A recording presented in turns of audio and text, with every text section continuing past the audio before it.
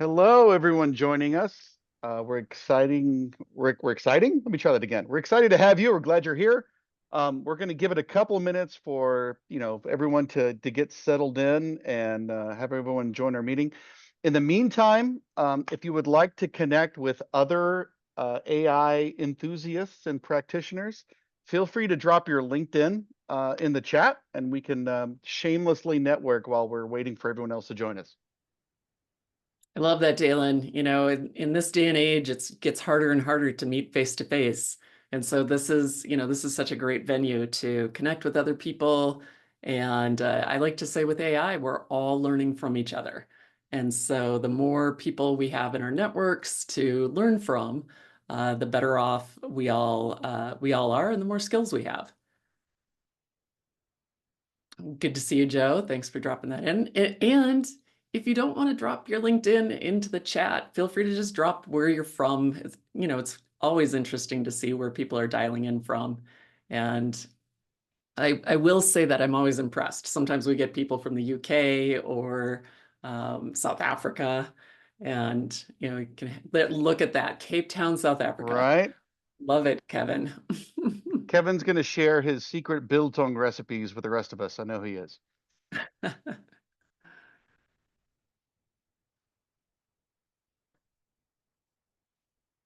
Nice. All Yeah. right. Creeping up on 50. Nice. Wow. I guess some people have heard about this AI thing. Interesting. Does seem to be a hot It it's topic. so it seems to be around. It's making the rounds. Yeah. And Karen, it's Louisville, right?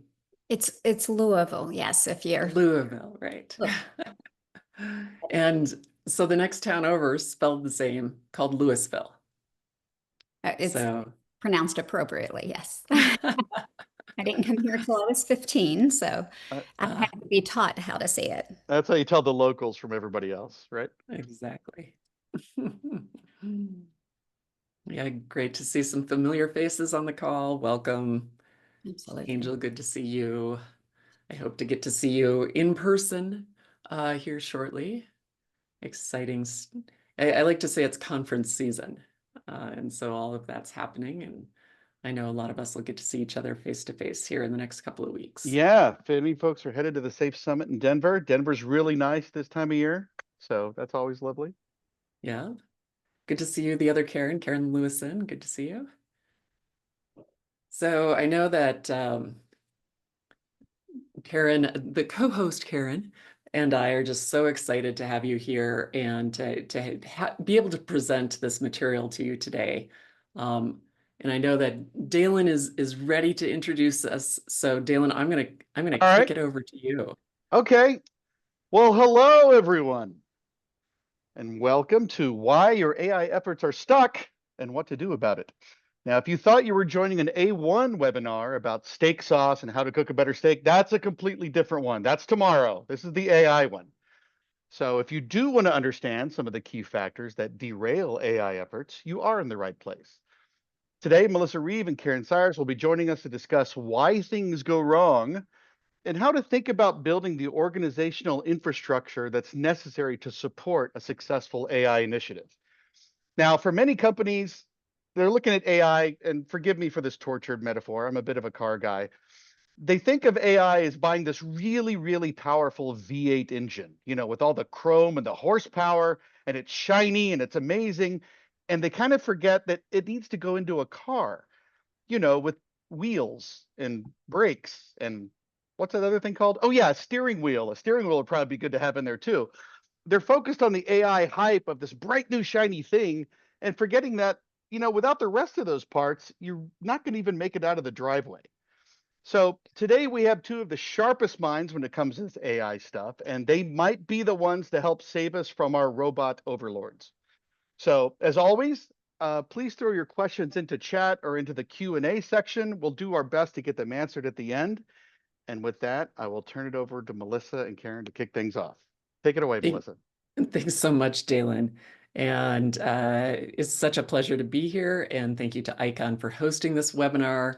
Karen and I are just pleased to be here. Karen, why don't you give a short introduction?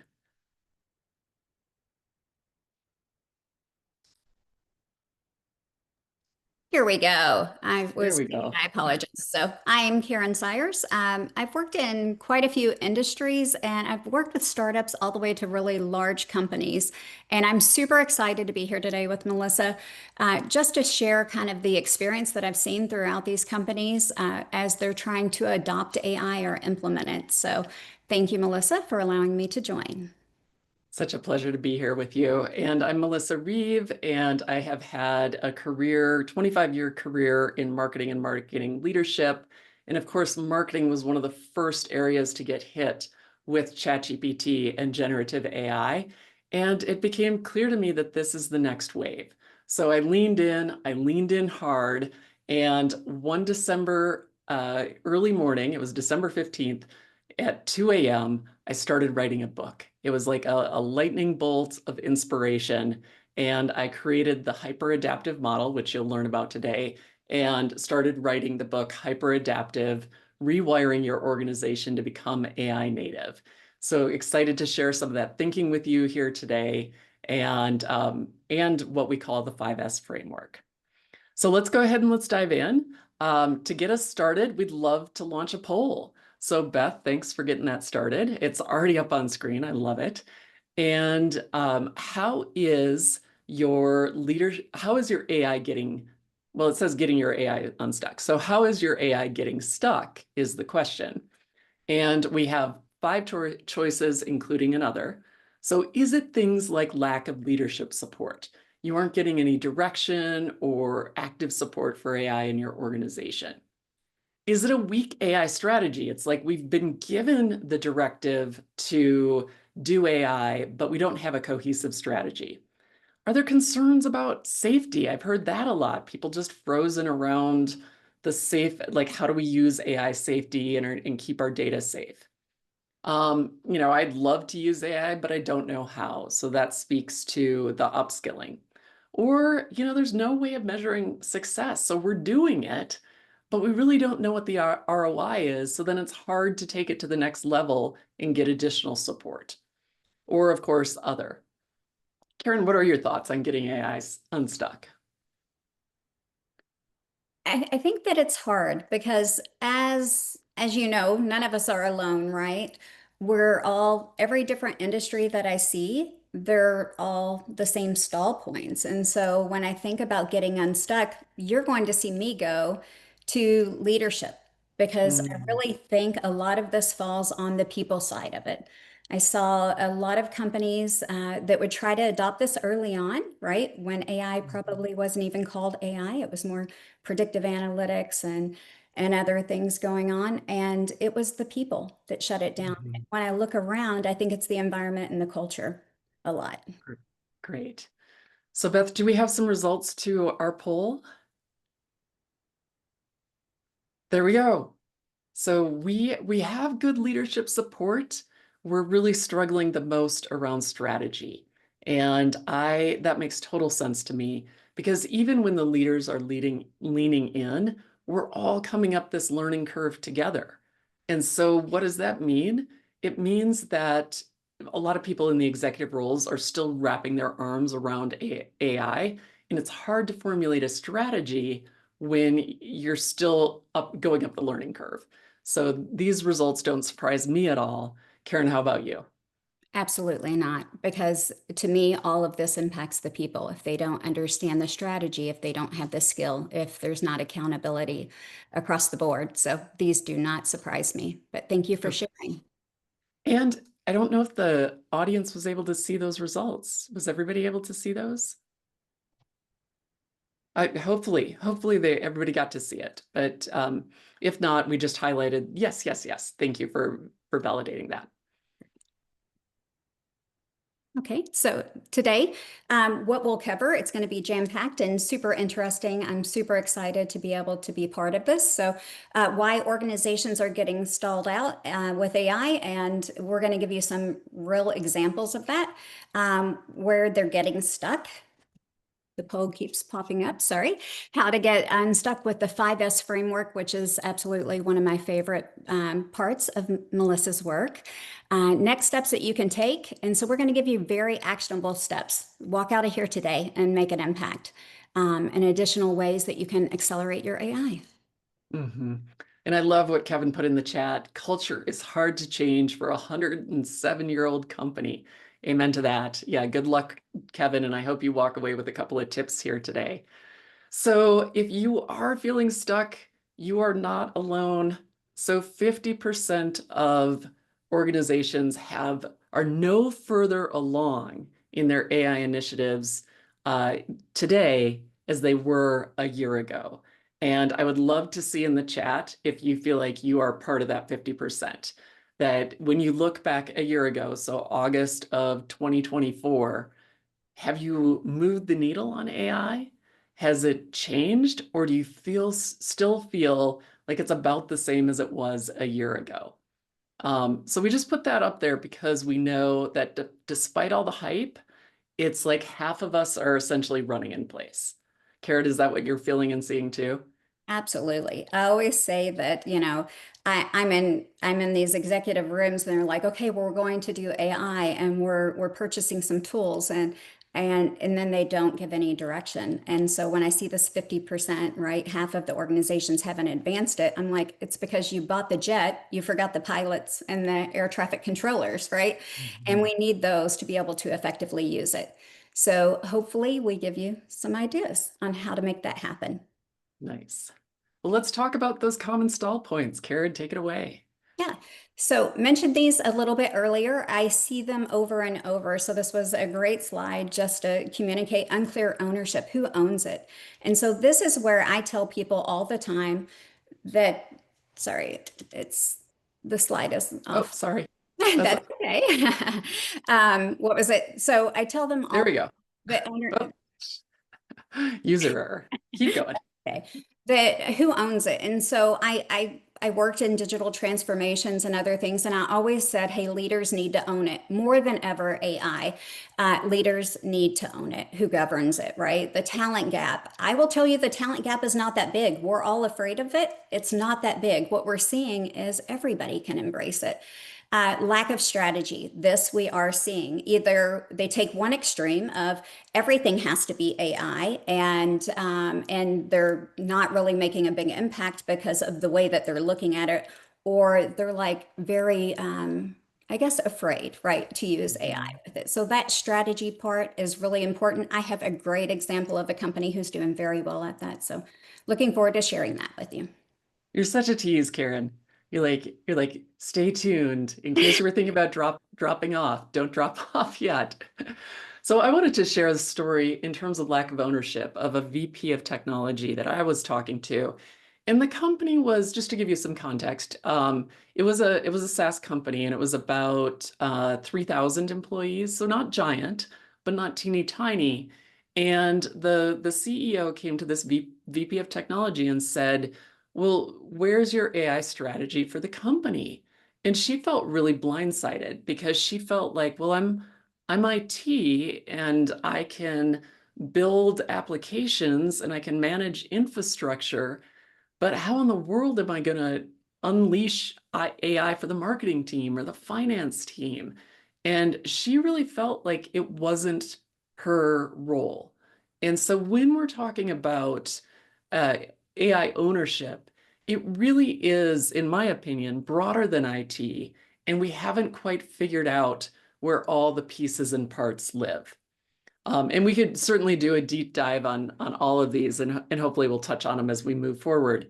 But that was one story that I thought was indicative of what's going on. All right, so let's talk a little bit about where we're getting stuck. So we talked about how we're getting unstuck now, or well, how we're getting stuck, and let's talk about where we're getting stuck.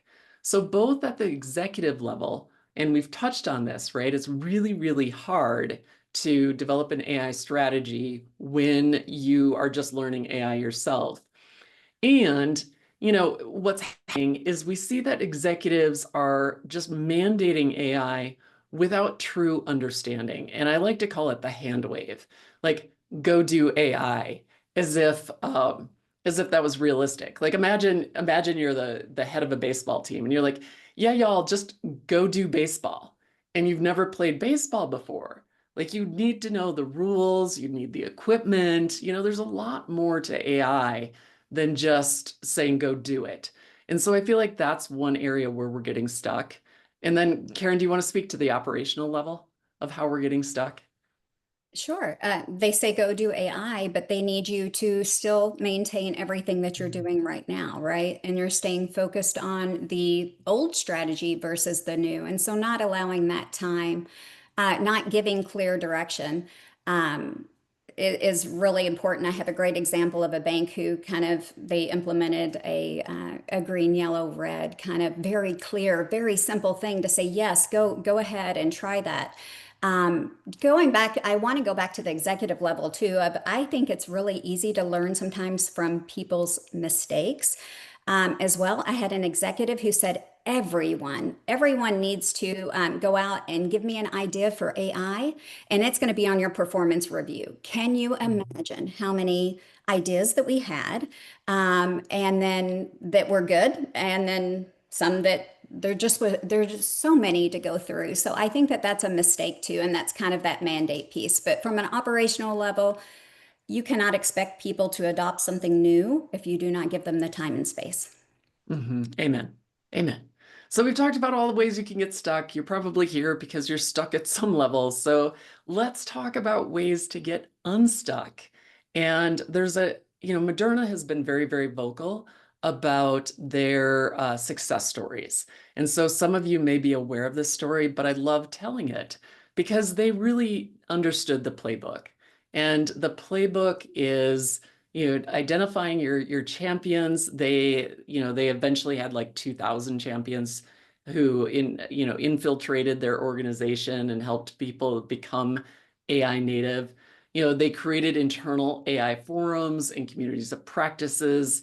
They didn't force the tool on their people, but they built the organization and the capabilities so that people wanted to lean in. And they got unstuck by focusing in on the human system. And I like to say there's a technical side of AI, which is the LLMs and the apps and the technology, and the human side of AI, which is the change management, which is the people, which is AI champions, community of practices, education. How are you communicating about AI? And we really focus here on the human side of AI. And so we go from what I call random acts of AI to repeatable acts of AI. And Karen, I know that you're a fan of structure. Do you want to speak to this slide a little bit? Sure. So we talked a little bit about the go play with AI and the random sounds that come out of that. But I think that one of the things is we have to understand people. So I'm always going to base everything that I say right now on people. They will typically not show you their value, right? So if there's something that you could replace that is the thing that they think is their value, then they're not going to show that. And so when I think about random, then I think about how do you enable a repeatable and scalable way of implementing AI, and that is to allow that culture in that environment. But I also think we have to upskill. We have to tell them, what are you going to do once that portion of your role might be eliminated? And I think it's very important that we're very straightforward with people. I watch executives say, oh, no, that's not going to happen. But you have to be straightforward and honest. You cannot turn your head at that. But what we can do is say, hey, here's something repeatable and scalable. I'm going to support you. We're going to upskill. We're going to be very specific about what we measure, right? And we'll talk a little bit more about some pros and cons and some good things to do with measurements, but we're going to measure whether or not that came out. And by the way, we're giving you all of the structures that are in place to make sure that you don't violate something. So from a governance perspective, it's really important. Yeah, I just want to speak to that upskilling for just a second before we dive into the 5S readiness framework, which we're so excited to share with you. Is like I keep hearing that word bandied about, like you have to upskill. That's fine. Do you have an upskilling plan? Yeah.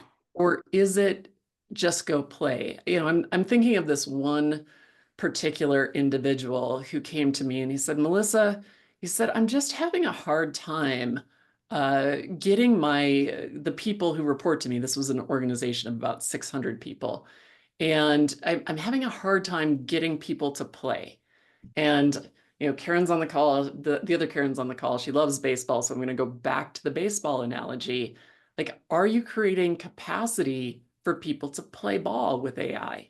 Are you prioritizing that, whether it be through it's on your performance review, or we create space in terms of hackathons, or PricewaterhouseCoopers has this great concept called a prompting party, which I just love. It just sounds like fun. Like, let's go order some pizza and hang out for a couple hours and have a prompting party.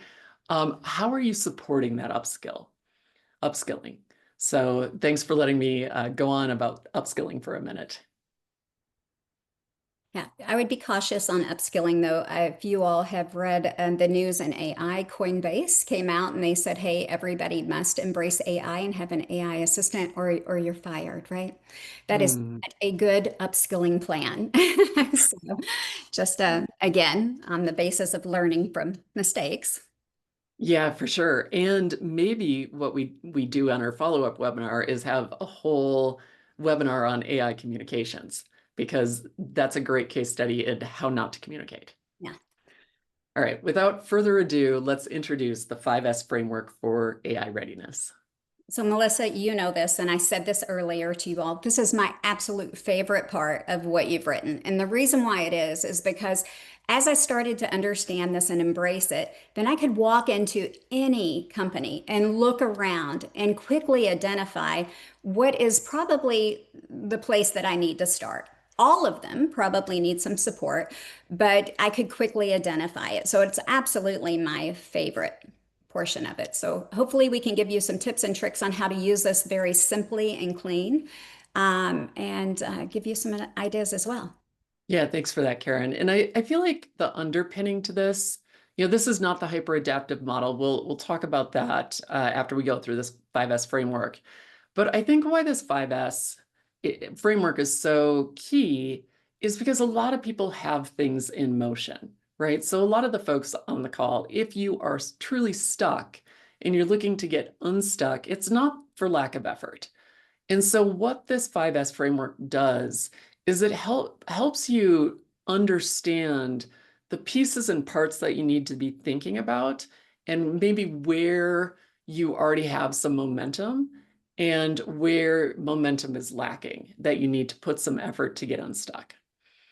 All right, so with all of that set up, let's talk about sponsorship. We talked about that in the beginning as a place that people are getting stuck. Each of these following slides, we're just going to have some questions for you to be thinking about and to be asking. And I just invite you to read those as you're listening. We're not going to speak to them per se. So what I want to highlight here in terms of sponsorship is passive versus active sponsorship. So when you have a CEO that says, go do AI, but doesn't provide the time, doesn't provide the support, they're not leading by example, they're not using AI themselves, so they're expecting the organization to change without themselves changing, that's what I call passive sponsorship.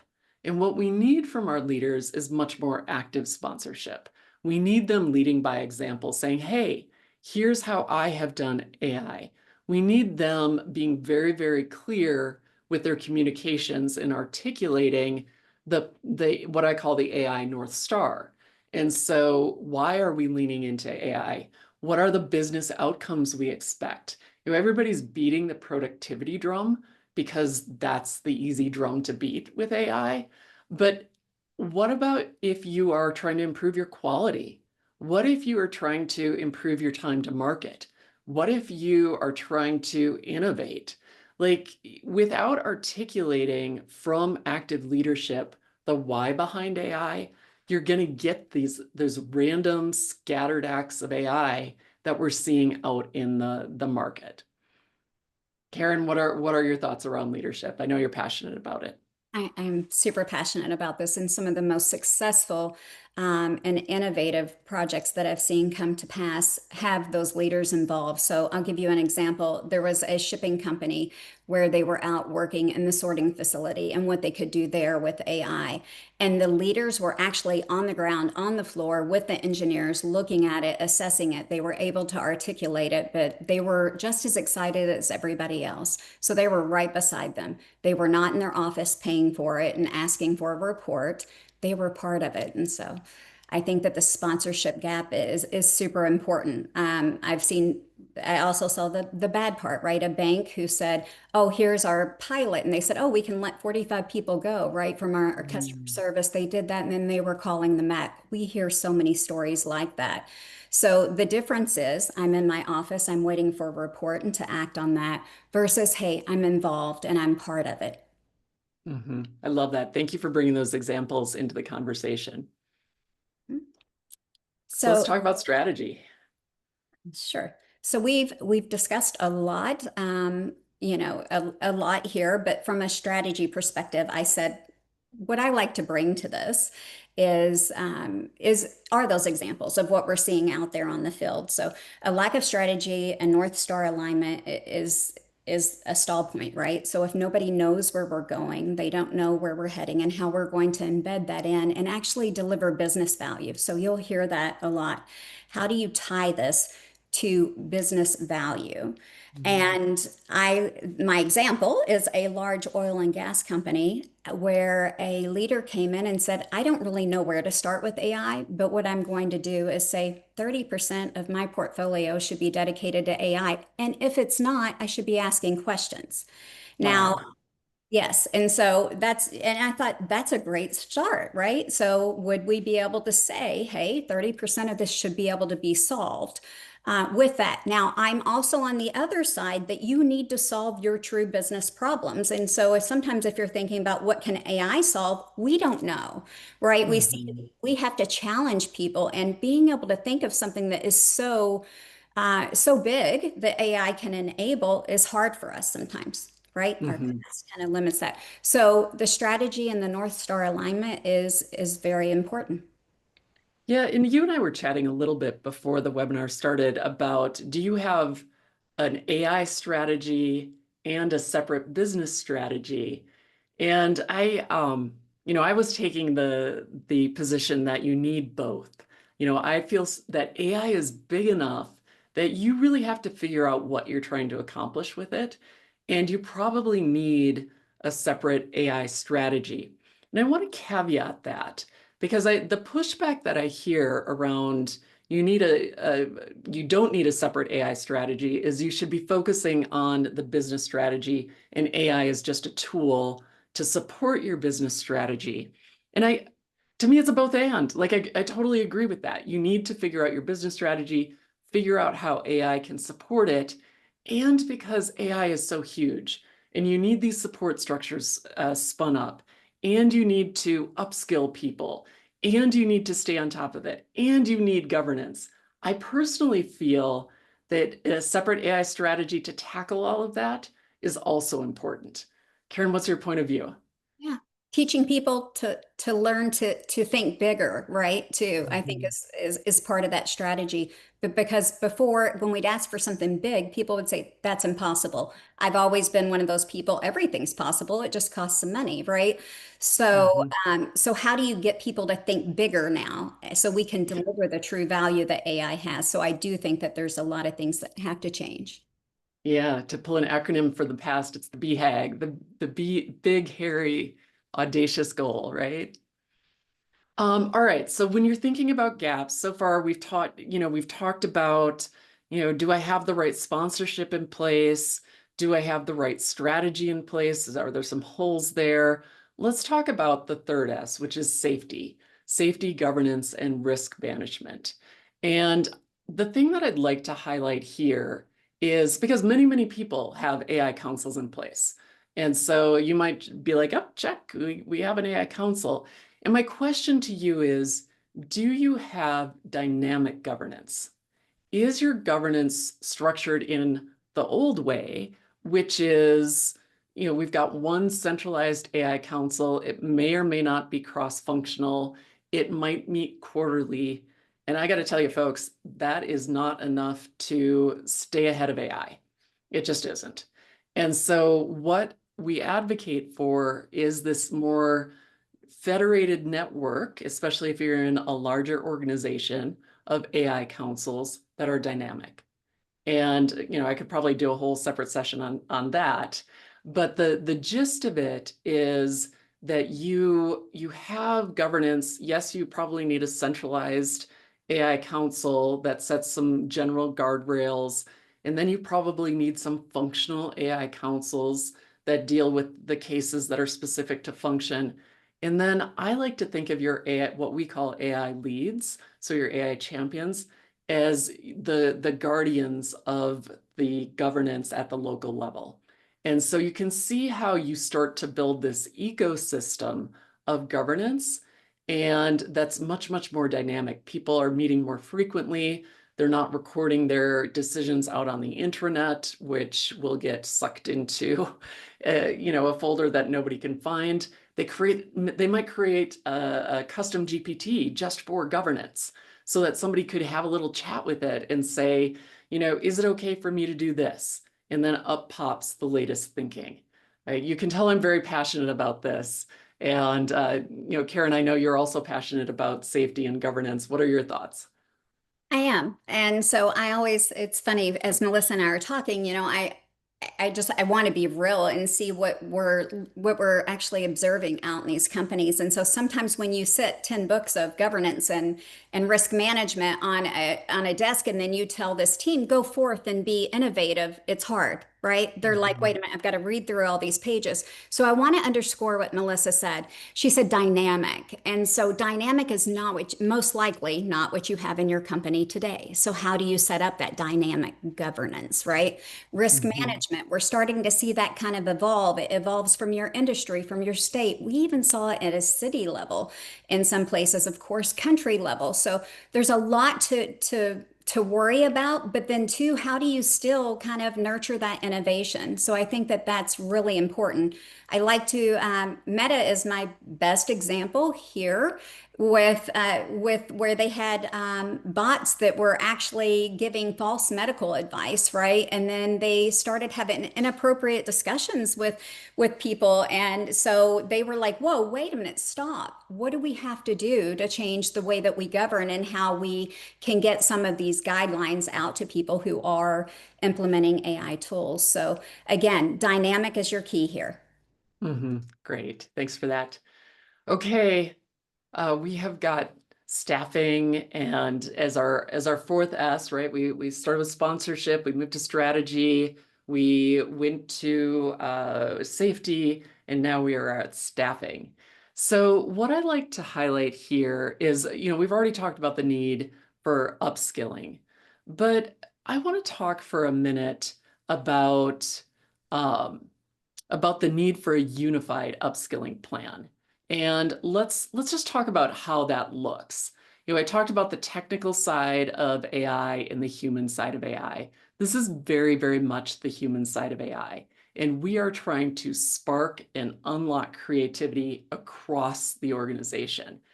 And again, how do you do that? Because you can't really send that out in a memo.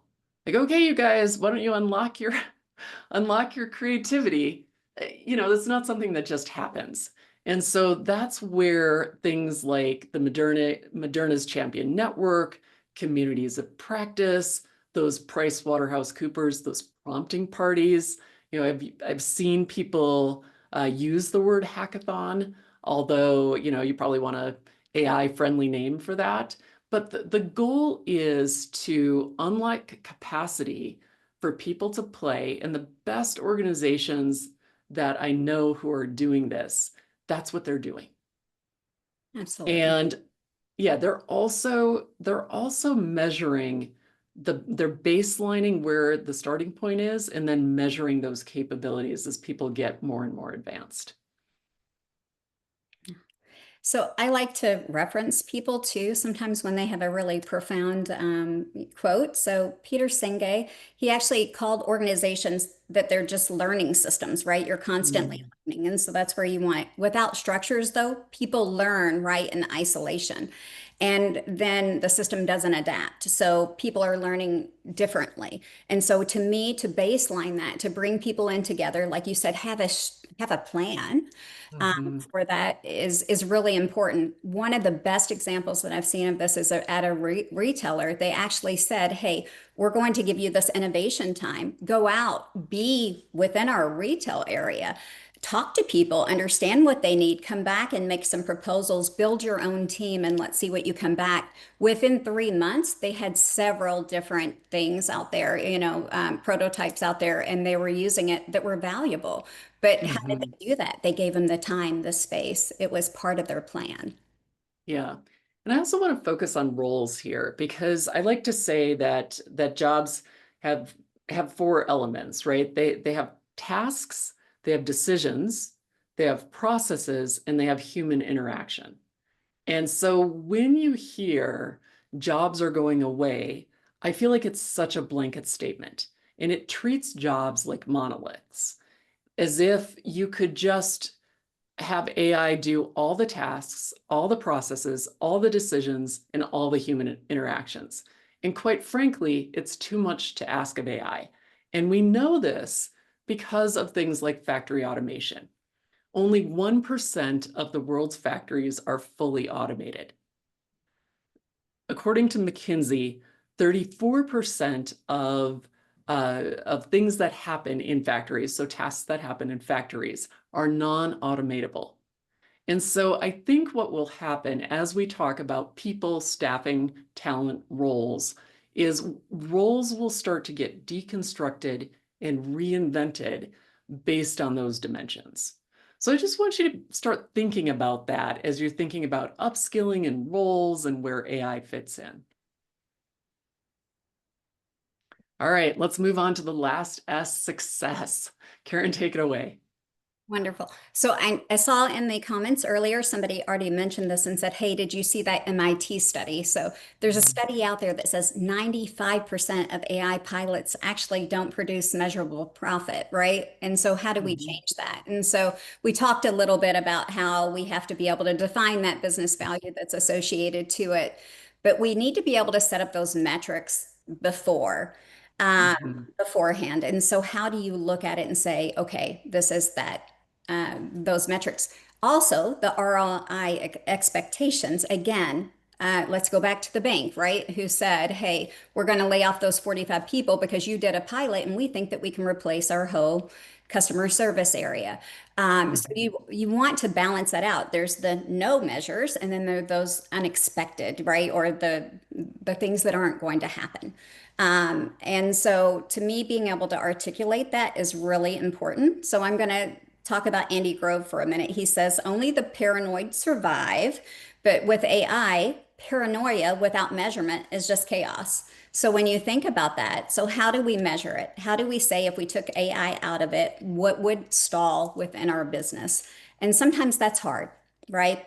So a shipping company actually used hours, and I know that we've cautioned you, right, on using that. We want to Mhm. make sure that productivity, it's definitely an easy way to measure, but it's not always the way to measure, right? So Mhm. look at some other options, right? So quality, customer service, your NPS scores, other things are out there too. But the easiest one that I see is with time savings right now. And sometimes that's okay, right? It's enough value to prove that you have some value there, and then you can take that forward. So, Yeah, I love that Andy Grove quote. With AI, paranoia without measurement is chaos, because I think it articulates what so many people are feeling around AI. It's overwhelming, it's chaotic, and I think you can come at AI from two directions. One is the mandate, the everybody go play with AI. And then the other one is here's what we're trying to do as a business. We would like to see these types of gains. How can AI help us achieve these types of gains?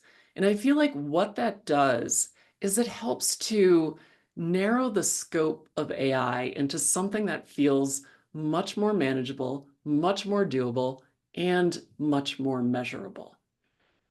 So important because when we say AI, and I'm going to use another sports analogy here, I like to think of AI as the word sports.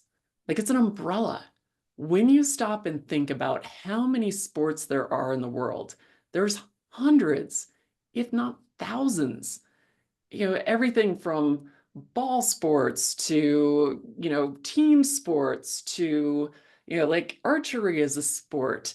And AI is similar in that it has so many use cases and there's so many things you can do with it that you've got to narrow the scope. And focusing on some of your outcomes and your success measures is one way to figure out what sport you want to play, AI is the new sports ball. What sport you want to play, what the rules are, where are the guardrails, and narrow that down. So when you're thinking about what you currently have going, be sure to think about measuring and success and ROI. So good news, we've outlined the 5 S's, and I have Vibe coded, how about this, an electronic version of this for you. And so there's a QR code up on the screen if you wanted to take this assessment for yourself, figure out where you're strong, where you're weak. Maybe Beth could drop that URL into the chat for us, but it's also on the screen, hyperadaptive.solutions/discover. And you're going to get a customized report of your strong areas, your weak areas, and some next steps that you can take. And if you haven't experienced vibe coding, it looked like there was a link to a vibe coding upcoming session in the chat. So you can scroll up and get a sense of that. All right, so we've focused on the 5 S's. The 5 S's are part of a diagnostic tool of the overall hyperadaptive model. And so what the hyperadaptive model does, it says that current organizations and enterprises, particularly large enterprises, are what I call linear organizations. What that means is if you have strategy to execution and you have concept to delivery, you have to think about all the handoffs and delays that happen as things go through the hierarchy, all the handoffs and delays that happen as you go from concept to delivery. AI has the potential to shrink both the hierarchy and the amount of time from concept to delivery. What the hyperadaptive model does, it says, in order to become AI native, which is when we are able to sense and respond to the market and change using AI in almost real time, we are going to take the enterprise through 5 stages. They're not necessarily lockstep, they're not necessarily linear, but there are 5 distinct stages that enterprises typically go through to get from a linear organization to an AI native organization. And I'd love to say that this is just a brainchild that I came up with one day in December. But what it really represents, it represents the best of decades of organizational research and the integration of well-known frameworks, whether that's Agile or DevOps, systems thinking, Lean. It's the evolution of some of that thinking to meet the age of AI. So you can find out more about the model on hyperadaptive.solutions. What I want to point out is these support structures, which is we are not going to get from where we are today into the future without support. And this is the part that most organizations are missing. They are not putting in place AI councils, AI leads. They might have that part figured out. Do they have what I call AI activation hubs, where you have a network of hubs that are enabling AI integration throughout the enterprise? Do they have an AI-generated knowledge engine? And then as those roles change, do they have something that I call an AI impact hub? What is the impact of the change on those roles? There's a lot to this model, so much that I wrote a book on it, but I just wanted to put it in front of you and introduce you to the journey that you might be starting, even if you're in this stage 1. So I'm going to skip that next slide just for time. Let's talk about building a successful culture. Back to you, Karen. Wonderful. Thank you, Melissa. On this, these are again learning from mistakes, right? So I'll go through them really quickly so we have some time for Q&A, but don't limit AI to one team. AI is something that everybody must embrace, right? So make sure that you're not doing that. Tie everything to business value. Everything should be considered, what business value is this going to deliver for us, and then create a culture that reduces fear. So this was my biggest part, is you have to acknowledge the fear. If not, humans are extremely powerful. I think in the early 2000s, we could have had AI and embraced it and had a lot more impact. But humans were able to stop it. But guess what? It's here now. So how do we deal with it and how do we move forward? Yeah, and so many people are missing that part, right? Or just steamrolling it and saying you must, and it's just not helpful. I mean, the example I'd love to share is that of Unilever, and they had this program. I think they've taken it off their website, but it was called Future Fit, and the mindset behind it was, we have hired good people, and those people will be good people into the future. And so even if their jobs are changing, it is our responsibility as the company to figure out where they fit into the future. And so they had some really sophisticated technology underpinning it, and they were able to upskill parts of their organization. And that's the point of view that I'm hoping that organizations will take. Absolutely. All right, Karen, you are so rich with stories, and I just want to hit you up for a few more. I know we're getting a little tight on time, but we'll be okay. So Right. let's talk about shifting the narrative, which is, again, stop this narrative that AI is going to take all jobs. Yes, there will be shifts. And if we had more time, I would talk more about those job shifts. But there'll be shifts. How have you seen organizations shifting the narrative? So there's a large shipping company that actually had their people engage in the project and help them formulate what that colleague would do. And so they actually have an AI colleague that helps them out. And so it kind of made them realize, hey, they're not threatening our role, but they're freeing us up from some of those repetitive tasks or other things, right? And so they celebrated that. So I think it was a great way for them to shift the narrative. They made them a part of it. Yeah, that's awesome. What about starting small and scaling what works? Yeah, I think that progress over perfection. A lot of companies I go into, they're like, our data strategy wasn't as good as we thought it was. We're not ready. And so I was working with a large insurer, and they were able to look at it and say, hey, we don't have all of the data, but do we have enough? And so they had enough. They moved that forward. They had a big win from it, and they were able to invest more. And so I would tell you, don't always wait for it to be perfect. Start small and scale what works. Yeah, and it's easy to get overwhelmed. And so, this is where we talked about start with the end in mind. What are you trying to do? And then find that solution or develop that solution or find that approach based on that. I love that. Your And we cycle talked about it. Oh, Your cycle time was cut by 30%, which was pretty impactful. that's huge. 30%. I would have been happy with 3. Yes. So investing in people, we talked about Unilever. I know you've got a great example here too.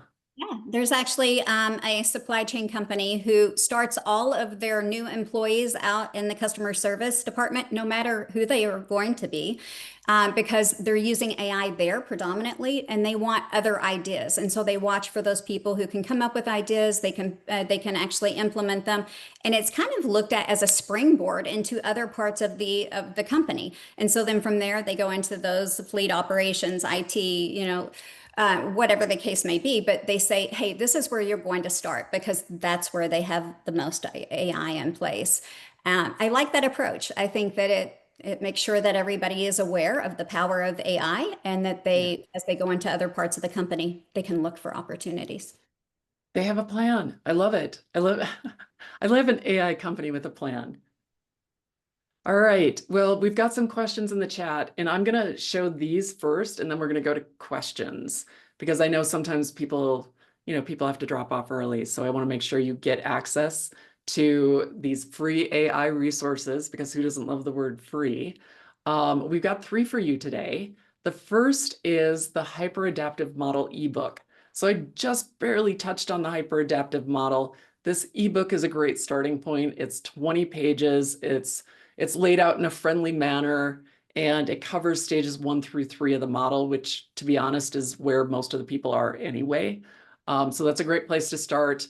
We dropped the link to the 5S assessment into the chat, so you're welcome to take that assessment, another great place to start. And then the last one is what I call the AI Activation Canvas. And this is another thing that Melissa vibe coded. But what it does is it starts to help you think through these structures and helps you think through, like, who are my champions? Who are those people leaning in? What are my starting points? How can I start to measure it? And so think of it as a thinking companion to help get you unstuck. All right. And we'll make sure that attendees have access to these resources as well. But I want to keep us moving here. And we also have some additional ways to advance your AI. This is a rich webinar, folks. So these are paid opportunities for you to advance your AI. The first is an AI ROI lab.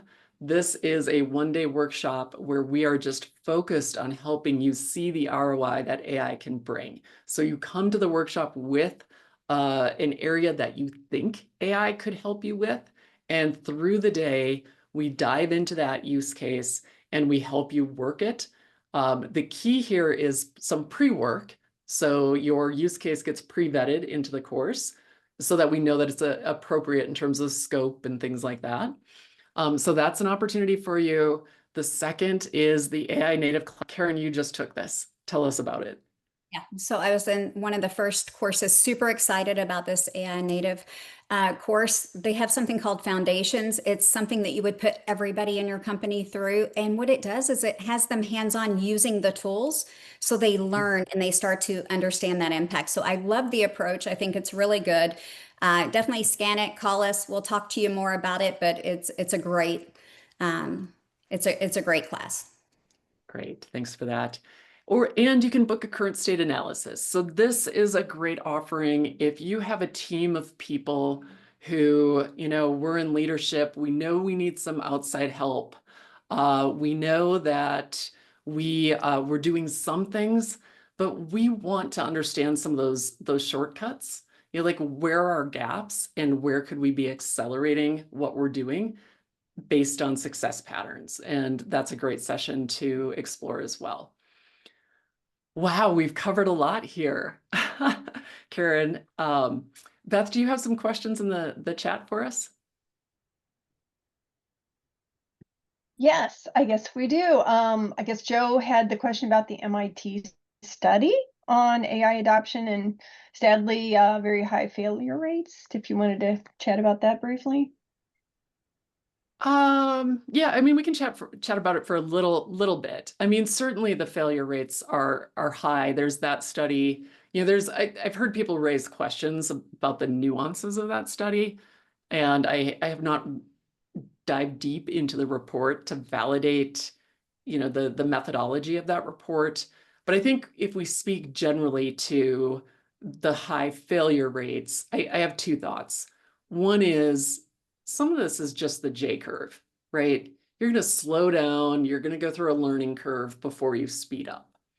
The second is that I'm curious, if we were to look at our 5S's and evaluate those projects in terms of the 5S's, would we see that they had all of those pieces and parts in place? Did they have the right sponsorship? Did those projects have a strategy? Did they provide the right support to their people?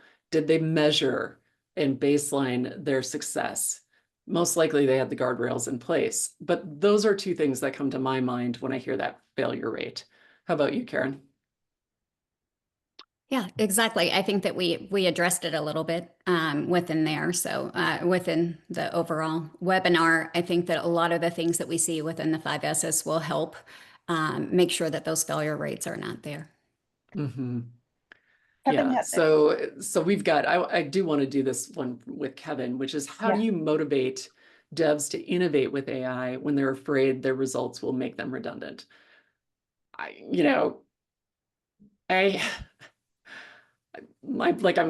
I'm short on words because I'm trying to figure out how to phrase this, but the gist is I've never met an IT team that doesn't have a backlog shorter than 1 year. And many IT teams have a backlog that stretches into 3 years or more. So one is we are going to be playing catch up for a long, long time. And the second is when I've talked to people who software developers who are actually using AI, they are so relieved to be relieved of the mundane parts of their jobs that it starts to unlock the innovation. And so that's where if we can nurture social contagion, if we can nurture learning contagion through our communities of practice, through these prompting parties, it helps to unlock the aha moments and the imagination of other people. Karen, I what have always you seen? Yeah. I like to look back too, right? So, how did we feel when mainframes, when we moved from mainframes to PCs, right? How did we move? How did we feel when we moved from, even just the internet to mobile, mobile to cloud, right? All of those things were a little scary for us, but it didn't change. It didn't change as much as what we thought, right? Or it opened up new opportunities. And so I like to just kind of remind people about that. But I also want to talk about AI moves so quickly.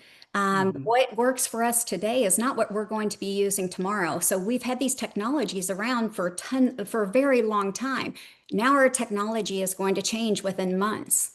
And so to me, that's the value, right? That they have. So to me, it's looking back, acknowledging the fear, but also letting them understand that the fear that was there never, did not come to fruition. But So we've got a question here. Is there any healthy balance or healthy amount for AI implementation to be really enough and make sense, but not to be a substitute for the human factor completely?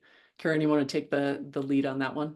absolutely. I think anytime that your proposal is at 100% takes out the human factor, then you need to have kind of a feedback loop to say, well, wait a minute, is this correct? Every company that has went with that 100%,